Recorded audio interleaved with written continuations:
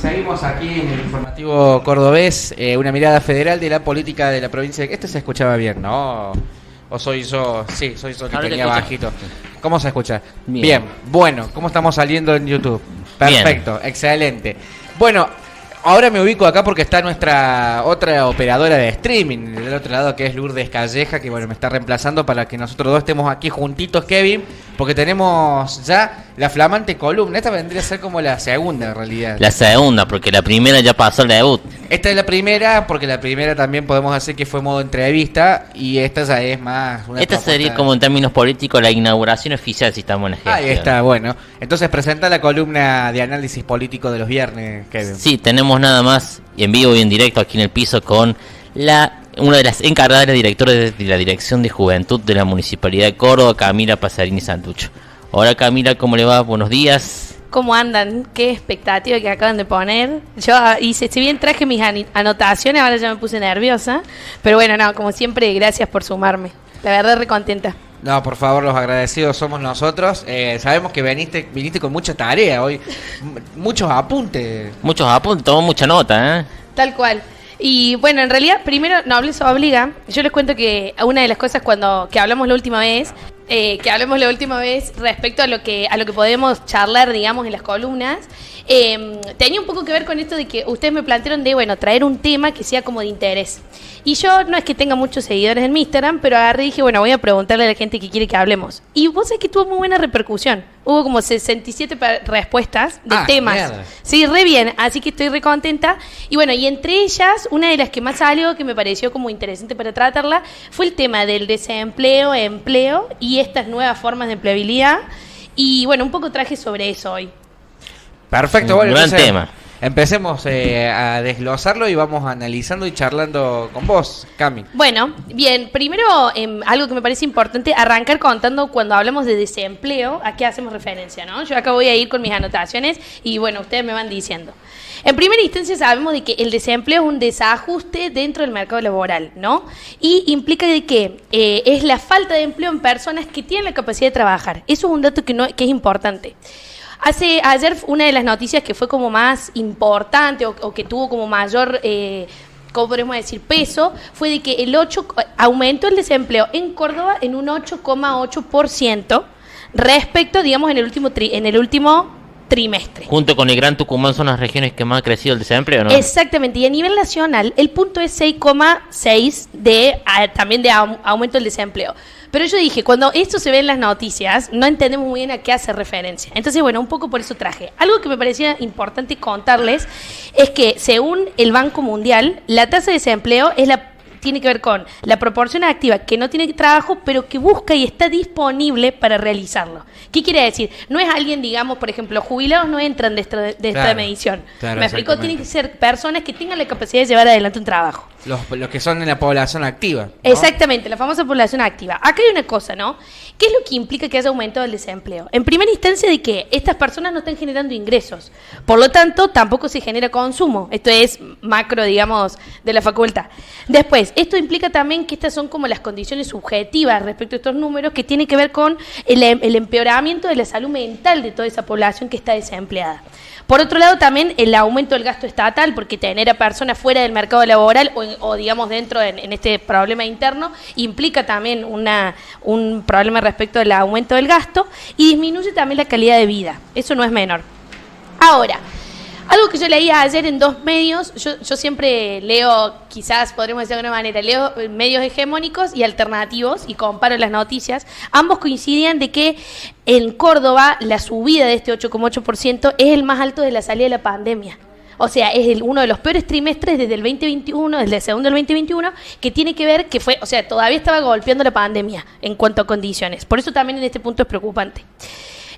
Algo que me parece importante contar respecto a esto, de que implica que hay 18.000 desempleos más, o sea que en Gran Córdoba, en esto que vos decías recién, Kevin, han pasado de 52 a 70.000 desempleados más, ¿no es cierto? Y lo interesante es que jóvenes y mujeres son las dos poblaciones con mayor cantidad, digamos, respecto a disminución aumento del desempleo, ¿no? Claro, o sea que le duplica en términos el nivel general de desempleo, los jóvenes y las mujeres son los que más les cuesta. Exacto, o sea, y es la población más golpeada.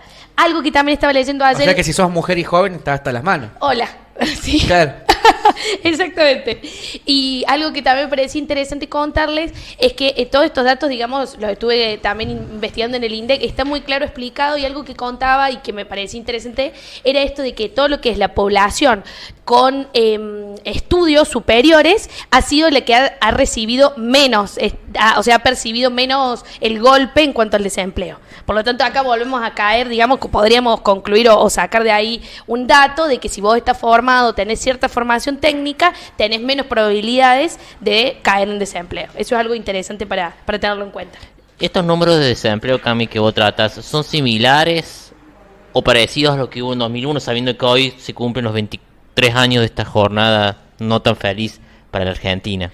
Sí, en realidad, y más allá de eso también digo, en esto que hablábamos de las estrategias, que a mí me parecía interesante, la estrategia de Milei era que post dominar la inflación, evitar que se dispare la desocupación, que es una de las cosas que también era como la fórmula del 2001, ¿no es cierto? Pero ¿qué pasa? Cuando vos querés hacer este control de la suba de precios, tenés como contrapartida este deterioro del nivel del empleo. Entonces, ese, digamos, porque aparte, ¿qué es lo que pasa? La hora trabajada, digamos, que uno tiene, cuesta menos, por más de que vos percibas, digamos, de que no te estás quedando sin trabajo. ¿Me explico? Claro. Y ahí es donde entra el tema del poder adquisitivo. O sea que estamos hablando de que hay nivel de desempleo, pero también estamos hablando de que empieza a percibirse un nivel de precarización laboral. Exacto, y ahí es cuando es el otro dato interesante que les traje, porque en realidad todo esto tenía que ver Vino preparada, ¿viste? Sí, no, porque ¿sabes qué me pasa? De que, digo, en esto de la suba, primero que a veces me pasa de que cuando hablamos del aumento del desempleo, muchas veces implica también de que haya gente que caiga en la marginalidad.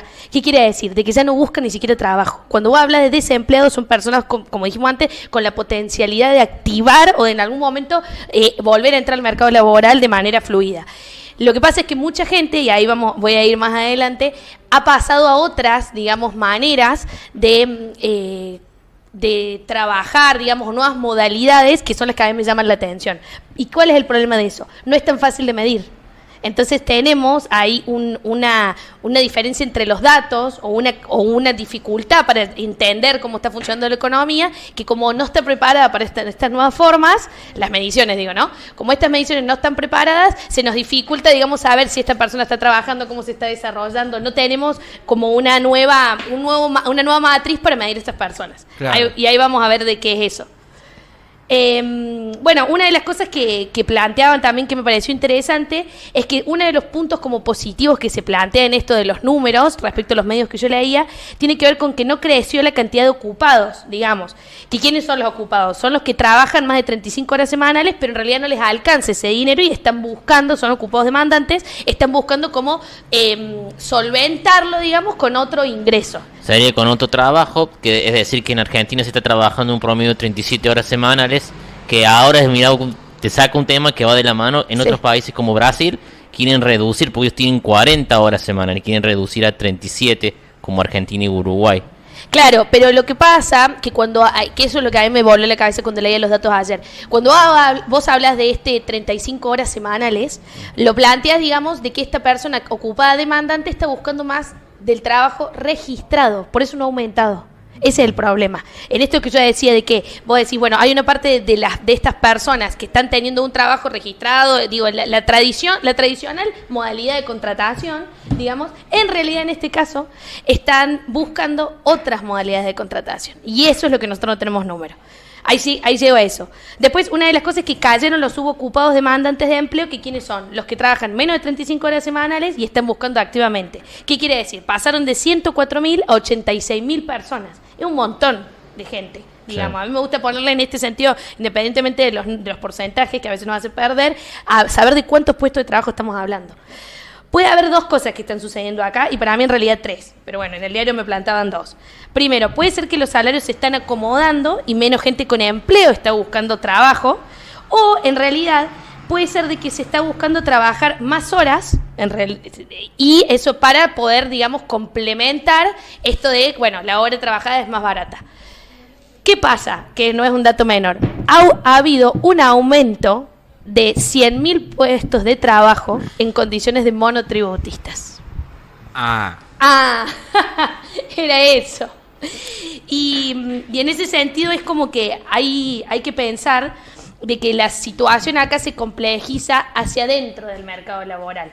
¿Por qué? Porque si bien el monotributo es trabajo registrado, cuando hablamos de los trabajos no registrados hacemos referencia a todo lo que sea trabajo en negro, que hay un montón, la modalidad que sea, pero hacemos el monotributo en alguno, digamos, está registrado de alguna manera, ¿no es cierto? ¿Qué es lo que pasa? Si bien antes veníamos diciendo, bueno, significa que bajó el nivel de desempleo, bueno, quiere decir de que hay gente que no está buscando, no es que no está buscando trabajo, no está buscando las condiciones tradicionales. Si nosotros decimos, ok, los desempleados no están buscando más horas, en realidad no están buscando más horas en las condiciones tradicionales. ¿Cuáles serían las condiciones tradicionales? Relación de dependencia, sería acá juegan los conceptos de emprendedurismo, el concepto de home office, todas estas nuevas formas. Pero las tradicionales serían, por ejemplo, el trabajar 8 horas, con marcar tarjeta, trabajar en blanco. Relación de dependencia. Lunes a viernes. Exacto, por eso les digo, si bien en términos absolutos, digamos, los trabajadores formales e informales son unos 15 millones, más o menos 16 millones, ¿no? Pero ahora hay 100.000 desocupados menos. Qué casualidad que es el mismo número de monotributistas que se suman a esta nueva modalidad. ¿Cuáles serían las nuevas modalidades cuando hablamos de emprendedurismo y esas cuestiones? ¿Qué otras el home office también es? Claro, es que el home office en realidad eso tiene que ver con las condiciones del trabajo en cuanto a la actividad en sí misma. Cuando hablamos de esta nueva modalidad tenemos que ver con este trabajo independiente o autónomo, freelance, que por qué a mí me llama la atención y por qué yo lo traigo a colación. Primero porque los jóvenes somos los que más tenemos este sistema incorporado. Es raro ya de que solamente tengas o un trabajo en relación de dependencia, por lo menos en la modalidad. Es cierto que tiene otras condiciones respecto este tipo de trabajo autónomo, tiene otras condiciones en el sentido de quizás mayor autonomía, flexibilidad, o en esto de que uno puede tener varios trabajos simultáneos cuando vos tenés esta posibilidad de ser monotributista. Ahora, ¿qué es lo que a mí como que me parecía importante contar? ¿Se acuerdan que la otra vez habíamos estado hablando de esto de como peronistas hacer esto de la actualización o la renovación respecto al lenguaje y a quién le estamos hablando? Bueno, como para mí el tema del empleo es transversal y siempre traigo la frase del gobernador de Martín, esto de gobernar y generar trabajo. Entender, digamos, que estamos frente a una coyuntura en la cual nosotros tenemos que actualizar este tipo de lenguaje y entender de que hay nuevas modalidades que cuando se plantearon ciertos discursos, ciertas medidas, no se los pensó. O por lo menos no se les habló a estos jóvenes. Hago hincapié en los jóvenes porque en números es la verdad que la mayor cantidad de jóvenes trabaja frente a esta modalidad.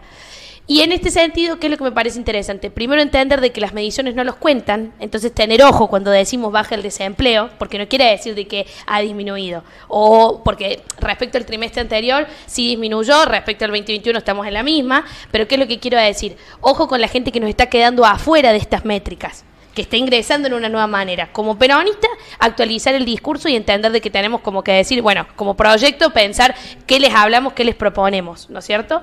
Y ya desde un punto de vista más analítico, entender de que se nos están escapando de los análisis y no leer solamente los números, porque como habíamos dicho antes, la política también son personas, digamos, ¿no? Claro. No son datos, y eso es el conflicto que hay entre las políticas del gobierno nacional y que está implementando. Ahora, pregunto, en esta nueva modalidad de trabajo, lo que sería el delivery, hoy es una nueva modalidad de trabajo con la figura que es sos tu propio jefe, vos pones tus horarios. Eso es una de las cosas interesantes que también leía, de que por ejemplo muchos de los empleados ocupados, digamos, que están en este momento en una relación de dependencia tradicional, por lo menos de los registrados que yo les contaba antes, han optado por estas nuevas modalidades informales como para complementar porque no llegan a fin de mes. ¿Se acuerdan que recién hablábamos en esto de que hay un tren, más o menos hay esto de que yo les decía de que son los que trabajan 35 horas semanales pero no les alcanza, son los famosos ocupados activos?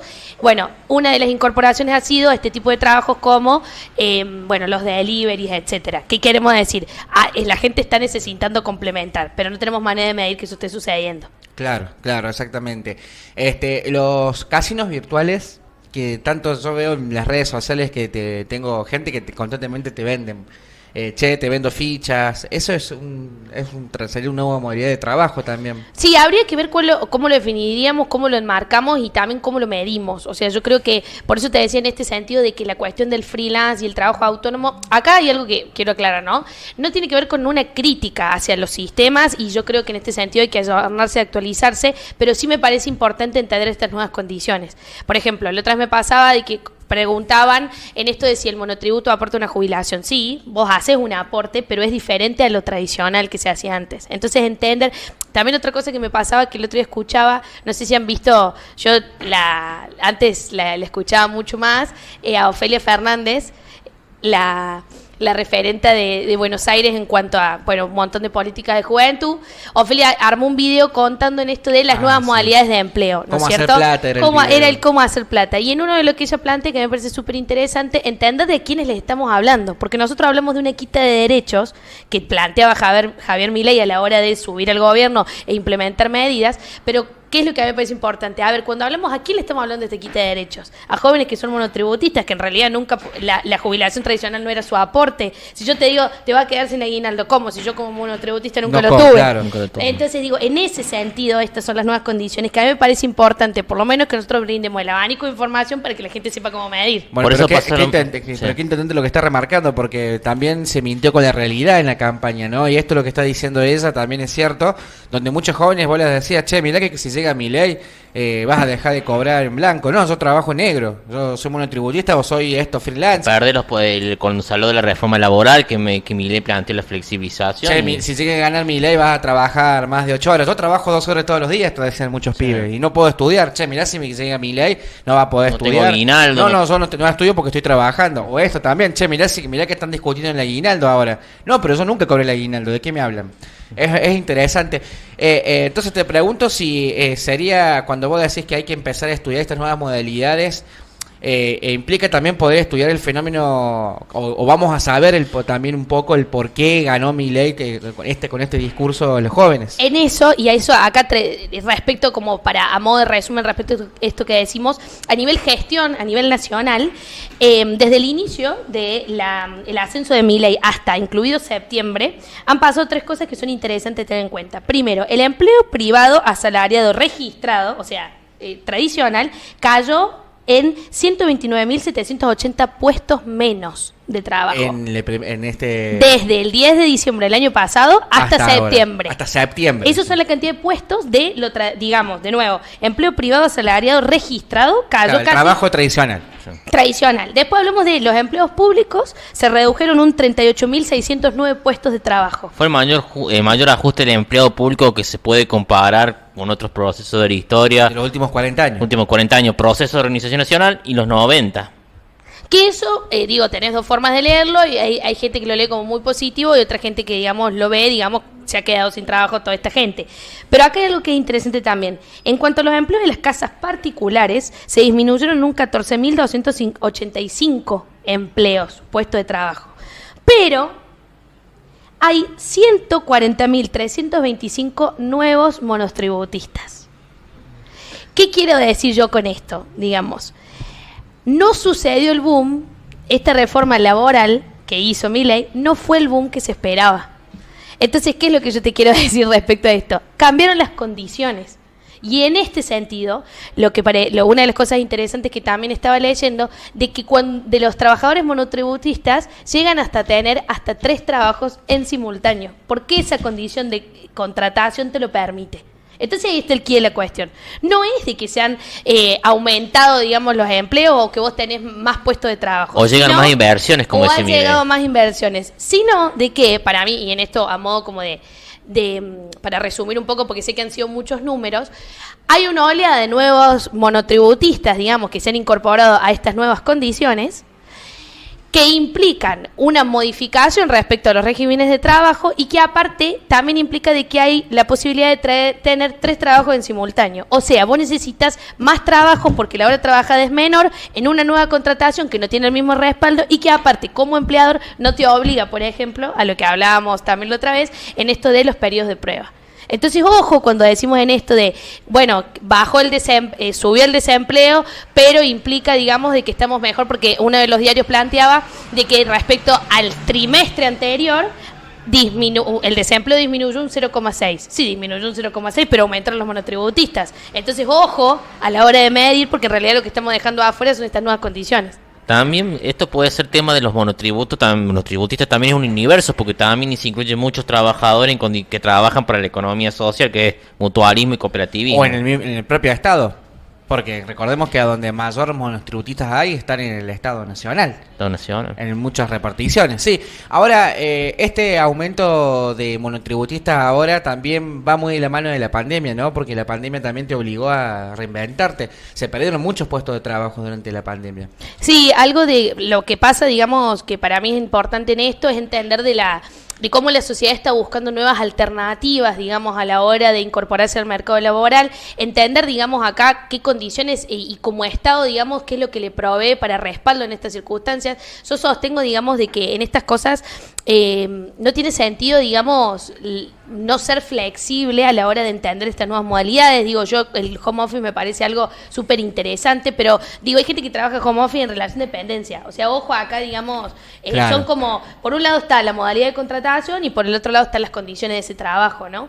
Claro, claro. Ahora, eso te quería preguntar, si estas nuevas modalidades de trabajo y el abandono del trabajo tradicional va a implicar también pérdida de derechos para el resto de los trabajadores y trabajadoras. Yo creo que en algunas cuestiones sí, respecto, por ejemplo, a los periodos de prueba, que era algo que, digamos, en cuanto a si vos sos monotributista, no es algo que está establecido, o también lo que pasa es que esto da flexibilidad muchas veces a los contratos. Si bien vos como monotributista podés tener un contrato firmado legal, digamos, con el empleador, no estás dentro de los regímenes establecidos por el sistema de manera tradicional, y hago mucho hincapié en esto de tradicional, porque es entender lo que nos ha permitido, o lo que me permitió a mí hoy contarles qué es lo que está registrado, qué es lo que no, cuando hablamos de tasa de subempleo. O sea, entender de que hay como que ponerse unos nuevos lentes para poder medir a esta gente. Y algo de que, ayer también lo leía y no sé, Luis Campos, que es un investigador de un instituto de formación de la CTA Autónoma, explicaba que el 21% de los ocupados registrados, volvemos a esto del registro, es monotributista. Es un montón. O sea, y vos no puede ser de que ese porcentaje no tengas idea o no puedas medirlo. ¿Me explico por qué? Esas condiciones son las que están, digamos, por fuera, o que no están claras respecto a cómo yo me desenvuelvo dentro del mercado laboral. Tengo una consulta, no sé si estaba dentro de lo que el estudio que estuviste realizando, que está impecable, Cami.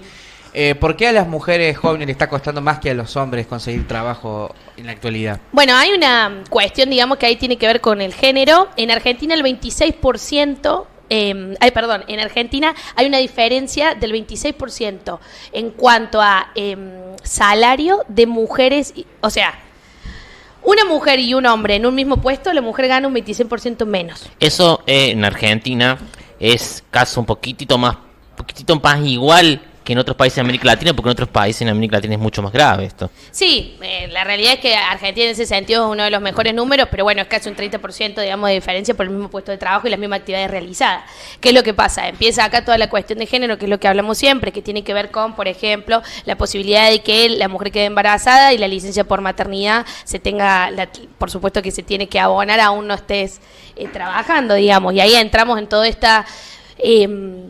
desigualdad de la que hablamos siempre, que por supuesto que golpea a jóvenes y que golpea también que nos golpea a las mujeres en ese sentido, porque ya de entrada vos como empleador tenés el riesgo de que la mujer quede embarazada y tengas que pagar, tenés el riesgo, ¿no?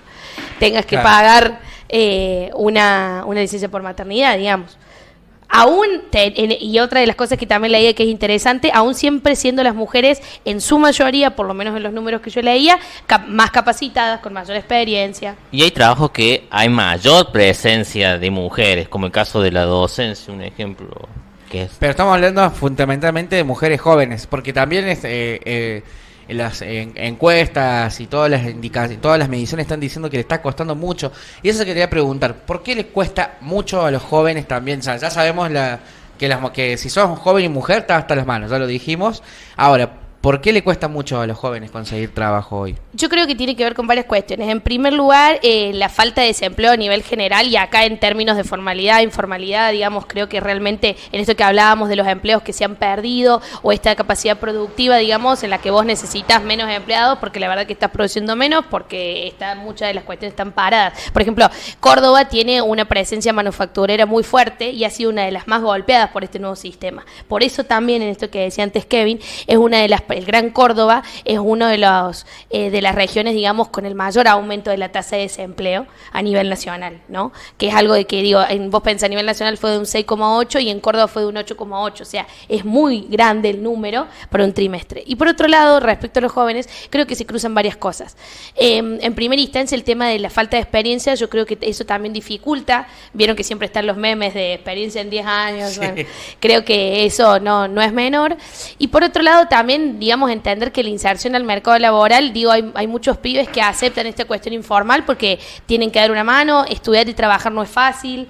Hay un montón, digamos, de cuestiones que engloban a la situación general de los jóvenes y que siempre son los más precarizados. Hay más posibilidades de que un pibe joven acepte un trabajo precarizado que alguien más grande, y bueno, digo, ahí es cuando entran todas estas condiciones de precarización laboral, ¿no? Claro, por eso es que son los más precarizados los jóvenes, porque entre un padre de familia o una madre de familia, digamos, que entre elegir la precarización y buscar algo para poder mantener su casa, va a seguir buscando algo que no lo precarice. En cambio, un pibe de 18 años que recién empieza, agarra lo que venga, sería. Ay, claro, eso es lo que un poco lo que yo siento, lo que veo, y también, y los números lo planteaban, digamos, en esto de que al vos tener como jóvenes más dificultades, bueno, medio que agarrás lo que venga, dicho de alguna manera.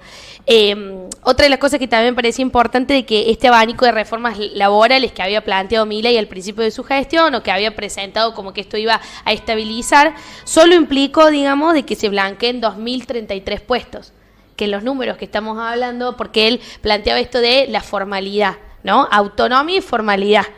De la mano de la libertad. Y en realidad, por lo menos lo que yo considero, es que fue, no te diría al revés, pero sí de que se ha caído un montón de gente de la formalidad, de que sí ha habido mayor autonomía, podremos darle el ok respecto a la libertad, pero ha habido una nueva necesidad de contratación, o por lo menos de acceder, digamos, a ciertas condiciones por parte de estos monotributistas, que en realidad es un como saltar de un lado al otro, leía yo ayer que decía uno de los analistas. O sea, no ha habido un cambio real ni un avance en cuanto a cuestiones de empleo. Por eso es que para mí me parecía importante hablar de los monotributistas. Claro, sí, porque son muchos. Aparte. Son muchos monotributistas. Y esos monotributistas, vos me decís que pueden tener 3 o 4 trabajos en simultáneo. Según las estadísticas, un monotributista tiene la mayoría en promedio 2-3 trabajos en simultáneo. Eso implicaría cuántas horas sea, esa hay una, mire. Sí, obvio. Eso implicaría que tiene menos tiempo para poder estudiar, incluso si uno quiere poder estudiar y trabajar hoy siendo joven es más difícil. No digo imposible, pero es difícil. Es muy complejo. Sí, más teniendo en cuenta, digamos, la reducción de varios derechos. El otro día también leí una entrevista que le hacían a una joven que planteaba esto de que, por ejemplo, la importancia de ciertas medidas políticas que, por ejemplo, en la provincia son súper interesantes respecto, por ejemplo, el boleto educativo. La existencia de un boleto educativo permite entender a la cuestión del empleo y del estudio como algo integral. Entonces, por eso cuando nosotros hablamos yo en esto y vuelvo siempre porque me parece importante pensarlo, el modelo Córdoba te entiende como un todo. Y a vos, cuando entendés a las personas como un todo y a la cuestión esta del empleo y el estudio de manera integral, entendés de que poder darle una mano a ese estudiante trabajador con un boleto educativo para que pueda ir a su trabajo, para que pueda estudiar, ahí es cuando está la verdadera apuesta de las políticas del Estado. No solamente con que vos tengas una universidad pública, sino de que todas las condiciones alrededor de esa situación en la que vos te encuentres sean solventadas y acompañadas por parte del Estado. Entonces, digo, en ese sentido, bueno, el modelo Córdoba, otra de las cosas también, digo, como para no tirar todas pálidas, una de las cosas que también ayer me ponía a pensar es cómo nosotros en Córdoba tenemos estos nuevos programas o estos nuevos sistemas para poder acercarnos a esos jóvenes y sumarlo al mercado laboral. Por ejemplo, nosotros desde la MUNI hemos trabajado mucho con la Subsecretaría de Empleo. Ellos tienen una bolsa de talentos para sumar, digamos, para que vos te acerques con tu currículum y ellos puedan sumarte a alguna empresa o hacerte el contacto. Esas cosas que brindan las gestiones de Daniel y Martín, son cuestiones no menores, porque palean todas estas cosas que a nivel nacional nos están sucediendo, ¿no? Después, por ejemplo, la Agencia Córdoba Joven, que tiene el programa Más 26, el PPP, que es, como hablábamos la otra vez, el icónico de la provincia de Córdoba. Es icónico, pero también es lo que palea todas estas cuestiones, ¿no es cierto? Y creo que me parece importante remarcarlo, porque frente a un escenario nacional que realmente el trabajo es deplorable y ni hablar para jóvenes, el modelo Córdoba sigue presentando y sigue motivando y presentando políticas verdaderas para la implementación de un desarrollo integral de la sociedad. Ahora llevo esta interesante columna a una discusión más política. Entonces, para la generación de trabajo, de nuevos puestos de trabajo para los jóvenes, tiene que ver también con el tipo de modelo económico de país, ¿no? Hay dos modelos hoy que se están anteponiendo, que es el modelo productivo, el del que se propuso en 2000, estamos en el 2023, el modelo productivo o hoy este modelo extractivista y agroexportador y que metemos también la timba financiera. La timba, que es un actor que se suma en el modelo económico argentino a partir del golpe de Estado en 1976. Ahora, te iba a preguntar justamente porque han propuesto aquí en la ciudad de Córdoba, en el Consejo Deliberante, si no me falla la memoria, una propuesta de educación financiera para los jóvenes. Tocaste un tema que a mí me encanta. La legislatura hace poco se ha aprobado también la ley respecto a eso. ¿Por qué hablamos de la importancia de la educación financiera? Entender, digamos, de que mientras más información le brindes a los jóvenes, mejor va a ser el manejo del dinero a la hora de llevarlo adelante. Nosotros, y en esto, perdón, pero nobleza obliga, en la Dirección de Juventud, dentro del programa de la MUNI en tu cole, en alianza con Bancor, entendiendo la importancia de las alianzas institucionales y más de una institución como Bancor, que tiene 150 años en la provincia, entendemos, digamos, que brindar la información a los jóvenes respecto a cuestiones del manejo del dinero, el mercado laboral, la preparación para el mismo, es una de las herramientas más potables y más importantes en una época de crisis, ¿no? Porque si yo, sabiendo, digamos, que vos tenés pocos recursos, te brindo información y herramientas para poder organizar esos pocos recursos que vos tenés, hay muchas más probabilidades de que vos puedas sobrellevar esta situación. Sumados a todas estas políticas de Estado que propone el modelo Córdoba, que son las que verdaderamente permiten el desarrollo de los jóvenes. Entonces digo, es una manera integral de entender a la política y el desarrollo de la sociedad. Por ejemplo, esto de saber que vos, anotar los gastos, entender, digamos, cuáles son los gastos fijos, cuáles son los gastos variables, cuánto de tu porcentaje de sueldo o de ingreso, podremos decir, porque no siempre cuando nosotros llevamos adelante por lo menos la educación financiera, no todos los pibes trabajan, muchas veces perciben un ingreso, la famosa mensualidad de los padres. Bueno, entender de cuánto porcentaje vos podés destinarle al ahorro, cuánto porcentaje necesitas para tus gastos, y eso también les permite a ellos ir aprendiendo y que, bueno, sea más fácil a la hora de administrar, ¿no? Quería preguntarte si la nueva modalidad ya venía antes de la pandemia y se agudizó con la pandemia, o en la pandemia surgen las nuevas modalidades de trabajo. Yo creo de que lo que hizo la pandemia, como con muchas cosas, fue un blanqueamiento de una situación que ya existía. Creo que también eso permitió y en muchos casos sirvió entender de que, por ejemplo, no hacía falta que estuvieras 8 horas en una oficina, podías trabajar desde tu casa. Ahí entra lo del home office que vos antes me preguntabas, y eso no implicaba menor efectividad a la hora de desarrollar tus tareas. Eso es interesante. A mí, por ejemplo, la pandemia me permitió trabajar a nivel federal. Yo trabajé en esto que les contaba antes de la fundación, y eso me permitió conocer pibes de todo el país. Entonces digo, son nuevas modalidades que nos ha permitido y que la pandemia solamente les vino a blanquear. ¿Qué pasa? Bueno, hay que ver si esas nuevas condiciones, ya habiendo pasado varios años, se tienen que ajustar o no.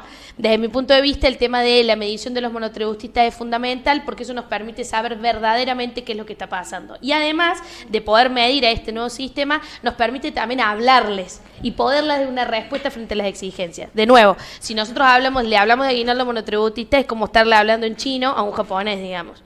No nos va, o sea, vamos a estar enfocando el proyecto, las medidas en otro idioma. Y una de las cosas que hay que hacer es actualizar el lenguaje. Ese es un tema muy profundo, porque cuando se habla, esto va muy mal en lo político con el contexto, porque siempre, más de un pensamiento político, siempre se habló de estos principios, el aguinaldo, el suelo, los derechos como los derechos de los trabajadores. Eso está bueno, eso que estabas planteando, Cami, y vos, Kevin, porque sería la otra gran discusión que se tiene también instalado en el mundo del movimiento obrero, ¿no? De que todavía hay un sector del movimiento obrero organizado que tiene la visión del trabajo de hace 50, 60 años atrás. Entonces, por allí la representación es menor porque hay menos trabajadores registrados, ¿no? O en esto de que menos trabajadores de la modalidad clásica. Yo te quería preguntar, era sobre los jóvenes que no tienen trabajo, están buscando trabajo, por lo que vos estás diciéndonos. Ahora, salió hace unos días atrás, antes de ayer, Patricia Bullrich con el anuncio del servicio cívico para los jóvenes que no están buscando trabajo y no están estudiando.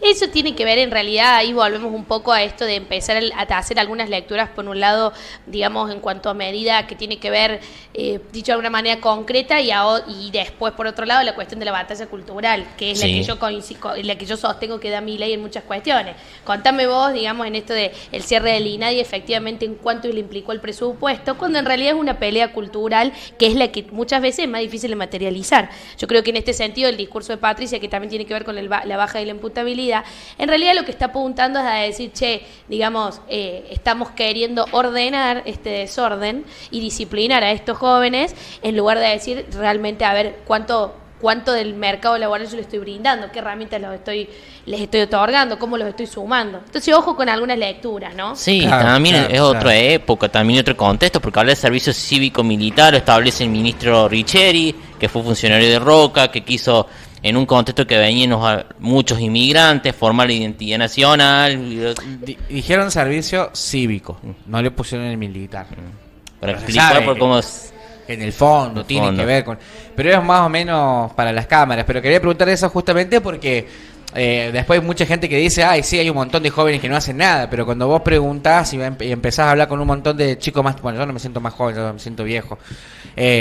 Chico más chico que uno, digamos, y está buscando trabajo y no lo está encontrando. No es que no quiere encontrar laburo, sino que no lo encuentra. Eso es sin dudarlo, digamos. Como yo le decía la otra vez, yo no voy a caer en esta, ni voy a reproducir jamás el discurso de los jóvenes no tienen ganas, los jóvenes no están comprometidos.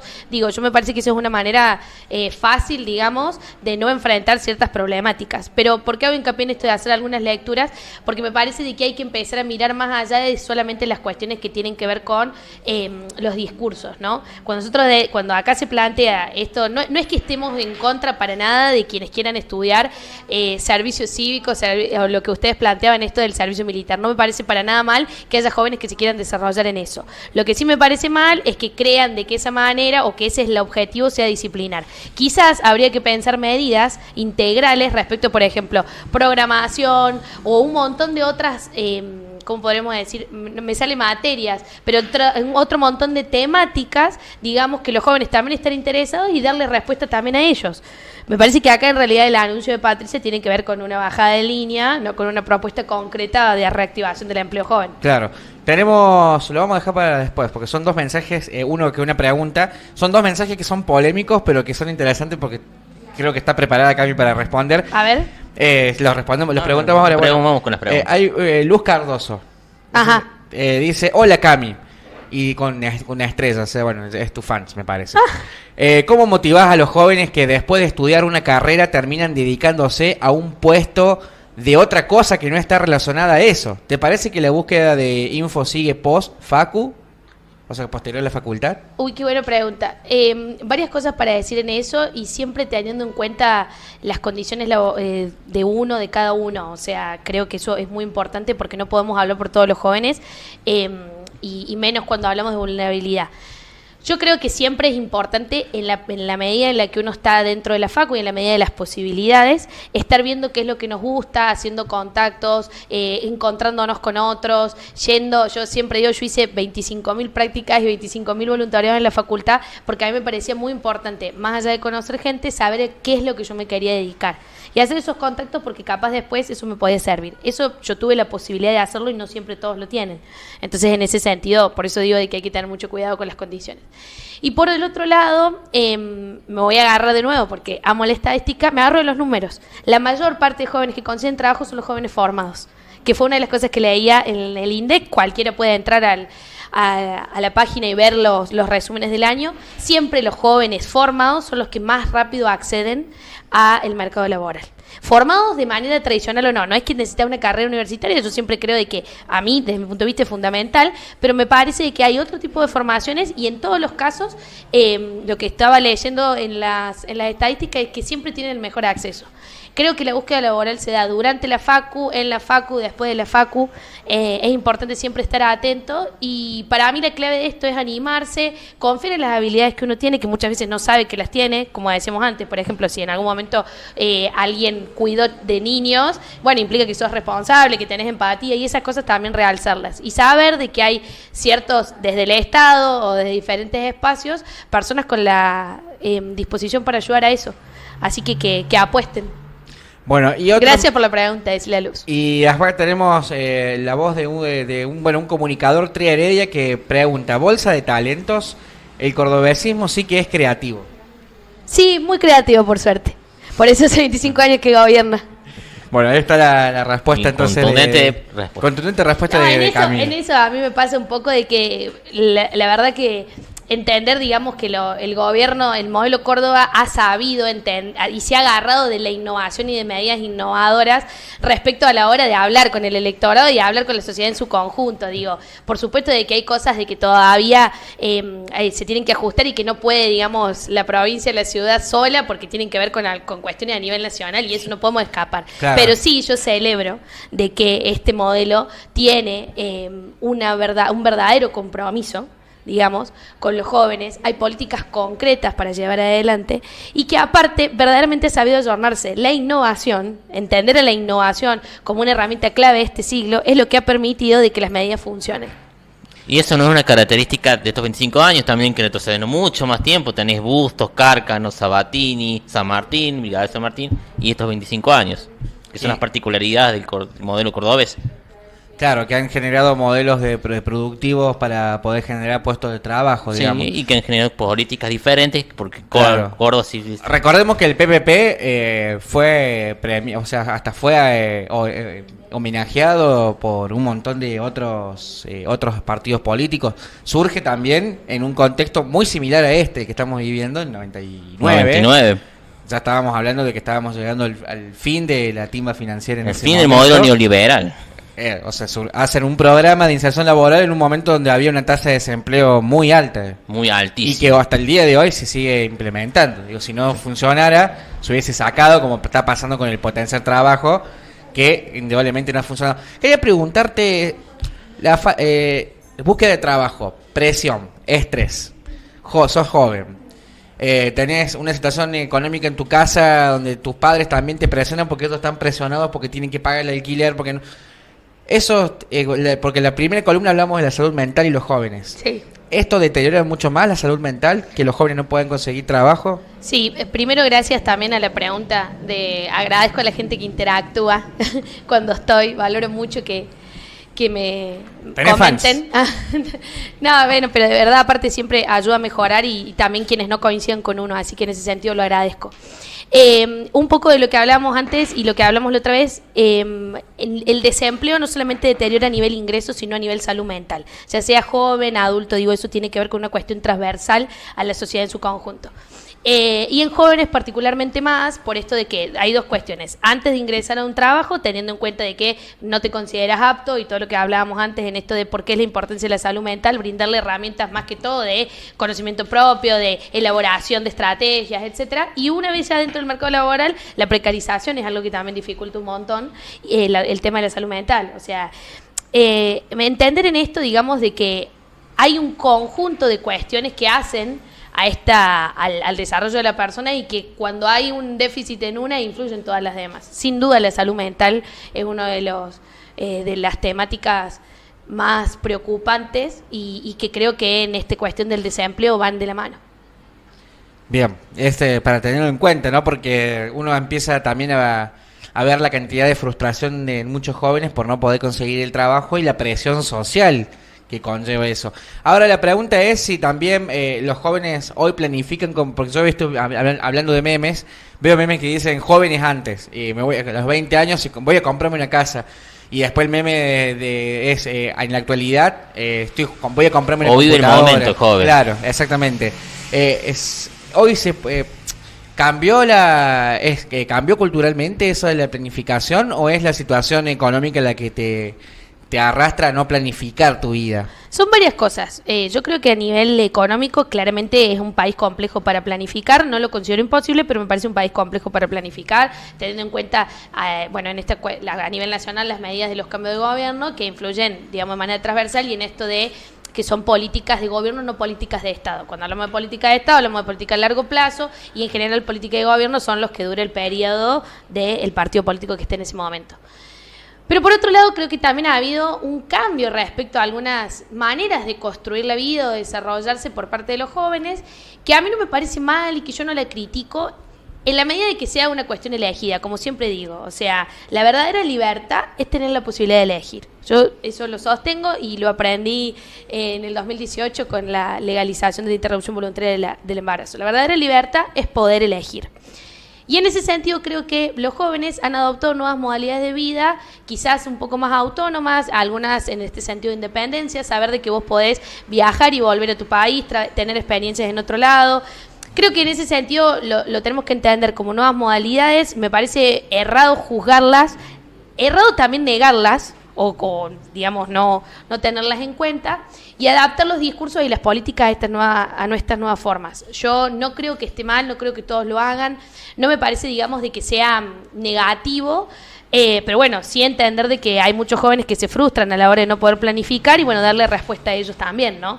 Me parece que hay un cambio cultural, ni hablar generacional, de un montón de cuestiones, que no me parece negativo, sino son nuevas formas de entender la vida. No me parece mal, digamos, de que, es muy raro que hoy un joven diga, yo voy a trabajar toda la vida de esto. Claro. Y es hasta dinámico en ese sentido. A mí me parece interesante pensar de que podemos cambiar de trabajo. Digo, eso también nos nutre, nos enriquece, no solo como personas, sino como sociedad.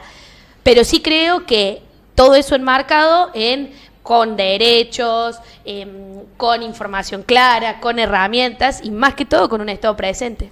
¿Y los jóvenes están conscientes de los derechos que tienen como trabajadores a la hora de decir, bueno, voy a trabajar 12 horas en negro, no me van a pagar el aguinaldo, me van a hacer trabajar un día domingo, no me van a pagar a veces doble si es feriado? ¿Están conscientes de que pierden derechos? Yo creo que sí, hasta cierto punto. No sé si son conscientes de que en algún momento los tuvieron. Creo que mucha de la falta de información es usada un poco también para esta precarización. Entonces, creo que, digamos, ahí, de nuevo, desde el Estado me parece importante hacerles saber los derechos, hacerles saber las alternativas. En este sentido es una cuestión de información. También como sociedad, digo, en esto del acompañamiento, yo creo mucho en esto de nadie se salva solo, ¿no? Entonces, en esto de acompañar y de manera colectiva, cómo entendemos, digamos, un desarrollo comunitario como sociedad.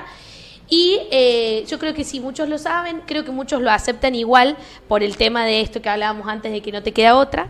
Pero bueno, creo que ahí es donde entra nuestra tarea y un poco fue lo que quise hacer hoy. Sé que capaz fueron muchos números y quizás algunas cuestiones más técnicas, pero yo considero que la mejor manera de acompañar y de brindarle al otro la posibilidad de modificar la realidad o de herramienta transformadora es brindándole la información. Una vez que vos le brindás este abanico de opciones, el otro tiene más posibilidad de elegir o por lo menos sabe qué hacer en caso de que haya algunas cuestiones que no le cierren o que no las entienda o que necesite un poco de apoyo, ¿no? En fin, dato mata relato. Dato mata relato. Como es el eje central de todas las columnas de Multimedia Mordisquito del programa informativo Así Cordobés. Es, con datos certeros y con gente que tiene información de primera mano y bueno, preparada y capacitada como está Camila. Bueno, Cami, muchas gracias por haber venido aquí nuevamente y ya se queda como columnista. Ya fíjate, sé, ¿no? ya como hay que hacer como los términos futbolísticos. Como después le decimos a la directora de radio que firme Remera. el contrato y ya está. Ya está. Digamos. No, yo de verdad agradecerles, quizás hoy fue un poco más técnico, podríamos decir quizás más volado y en algunas cosas de lo de los conceptos. De nuevo quiero agradecer a toda la gente que me respondió ayer en mi Instagram, porque realmente a mí me sirve un montón saber qué es lo que la gente quiere que conversemos. Después les voy a traer temas también para que los charlemos. Yo creo que la construcción de la comunicación y de la información es colectiva, así que en ese sentido agradecerles también a quienes comentaron y sin duda agradecerles a ustedes que me brindan este espacio del cual aprendo tanto y bueno, desearles un feliz fin de año. Ah, cierto, porque esta sería la última la columna del año. Claro, nos La vemos última. cada 15 Cada días. 15 A menos que la quieras adelantar para el viernes ¿Quieres 27. adelantar? Te hacemos una invitación. Te Como hacemos ustedes quieran. Queda pendiente para si Queda querés. pendiente si Agendalo si querés. Y el viernes 27 volvés. Bueno, podemos dejar la tarea de los oyentes si quieren Claro. tirar algún tema. Tengo algunos ahí en mente. Y bueno, y todo lo que sea para mejorar de mi parte, bienvenido sea. Así que agradecerles por eso. Bueno, ya saben entonces Luz Cardoso y Tría Heredia que tienen tarea ustedes para llevarse a su casa, que propongan temas para que después nuestra columnista aquí los desarrolle, podamos debatirlo e intercambiarlo. Así que bueno, interesante. Hacemos la invitación a ellos y que sigan y que le pongan me gusta a nuestro canal como Multimedia Mordisquito en YouTube. Así es, y que le pongan me gusta también al video después que se sube en YouTube. Tuvo mucha reproducción el primero de ellas. Sí, como la de... Como grandes y comentarios de libertario que estaban medio enojados. Los leones furiosos. No les gustó nada lo que dijo la columnista del Está bueno Libertario, está bueno también escucharlo. Digo, si hay algún tema que quisieran proponer, por lo menos por mi parte, absolutamente abierta. Y en esta construcción que hacemos comunitaria, yo siempre digo, mientras no sea hate por hate mismo, yo creo que podemos conversar un montón. Así que por mi parte, más que bienvenidos. Bueno, muchas gracias.